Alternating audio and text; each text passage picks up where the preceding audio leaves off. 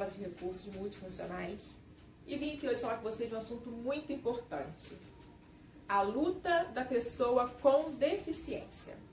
Pois é, primeiramente nós vamos definir o que é deficiência. Bom, a pessoa com deficiência é aquela que tem um impedimento de longo prazo, de natureza física, mental, sensorial ou intelectual, o qual, em interação com uma ou mais barreiras, pode obstruir a sua participação plena e efetiva na sociedade em igualdade de condições com as demais pessoas.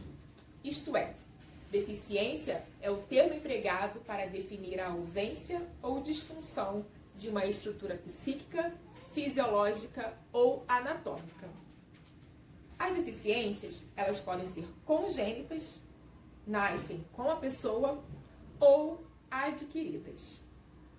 As várias deficiências, elas podem se agrupar em 5 conjuntos distintos. São eles: deficiência visual. A deficiência visual é a perda ou redução das funções básicas do olho e do sistema visual. Existem 2 grupos de deficiência: a cegueira, que é a perda total da visão, ou pouca capacidade de enxergar. Seu processo de aprendizagem se dá através dos sentidos remanescentes, como tato, audição, olfato e paladar, utilizando o sistema Braille como principal meio de comunicação escrita. Já a baixa visão define-se pelo comprometimento do funcionamento visual dos olhos, mesmo depois de tratamento ou correção.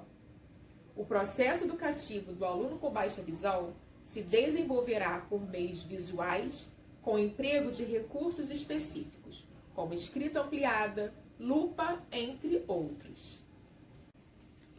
Deficiência auditiva. A deficiência auditiva é a perda parcial ou total da audição de um ou ambos os ouvidos. Pode ser de nascença ou causada por doenças. É definido surdo toda pessoa cuja audição não é funcional no dia a dia, e considerado parcialmente surdo todo aquele cuja capacidade de ouvir, ainda que deficiente, é funcional com ou sem prótese auditiva. Deficiência mental é a designação que caracteriza os problemas que acontecem no cérebro e levam a um baixo rendimento, mas que não afetam outras regiões ou áreas cerebrais. Então, de acordo com as pesquisas, há 4 níveis de retardo mental, que é dado por variação do quociente de inteligência, ou QI, como é mais conhecido. O retardo mental leve, retardo mental moderado, retardo mental severo ou retardo mental profundo. Deficiência física. Podemos definir a deficiência física como diferentes condições motoras que acometem as pessoas, comprometendo a mobilidade, a coordenação motora geral e da fala, em consequência de lesões neurológicas, neuromusculares, ortopédicas ou malformações congênitas ou adquiridas. Deficiência múltipla.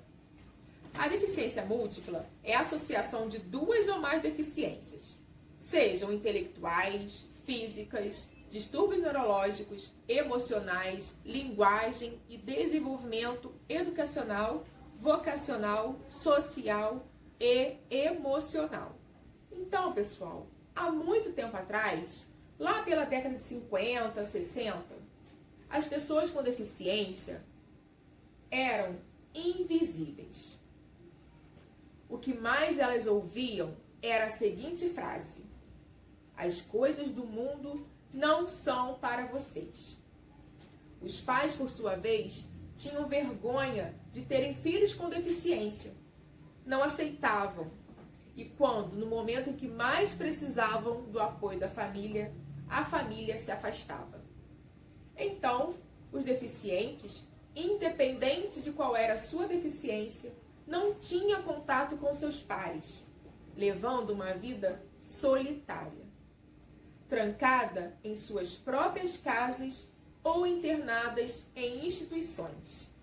Porque a sociedade da época preferia, por exemplo, pagar uma ajuda social para que essa pessoa ficasse em casa do que dar a ela condições dela se formar, trabalhar profissionalmente e contribuir para a sociedade.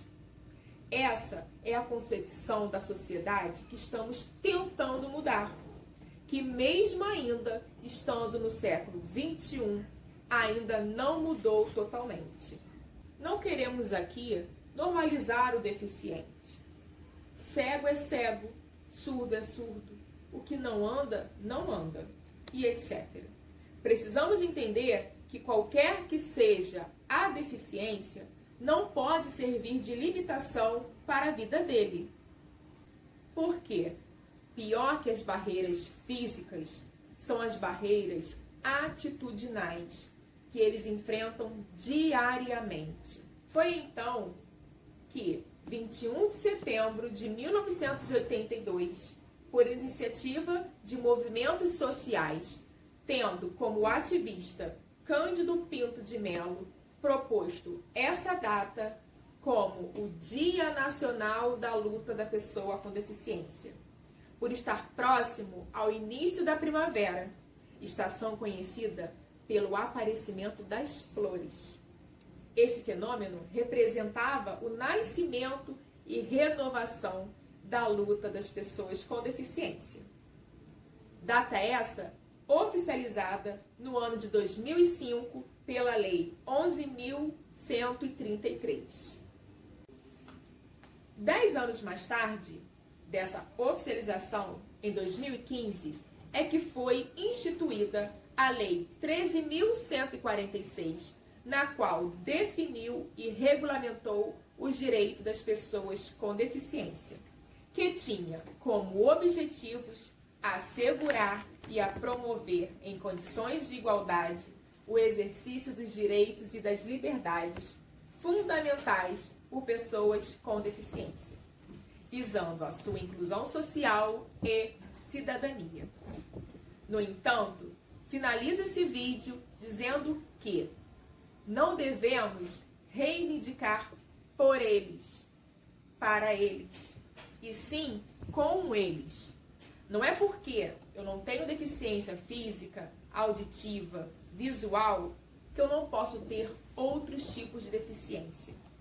A deficiência está em quem tem deficiência ou a deficiência está em nós, na sociedade, nos locais públicos que não oferecem acessibilidade? Já conseguimos muitas mudanças. Juntos, vamos conseguir muito mais.